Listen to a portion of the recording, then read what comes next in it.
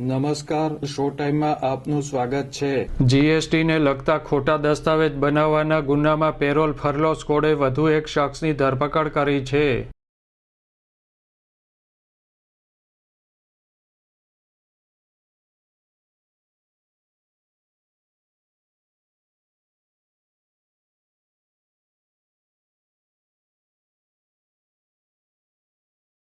Palitana town police મથકમાં નોંધાયેલા જીએસટીને લગતા ખોટા દસ્તાવેજ બનાવવાના ગુનામાં પેરોલ ફરલો સ્કોડે દિવાનપરા રોડ બાર્ટન લાઇબ્રેરી પાસેથી અલ્ફાઝ શાહિદભાઈ કાઝીને ઝડપી લીધો હતો।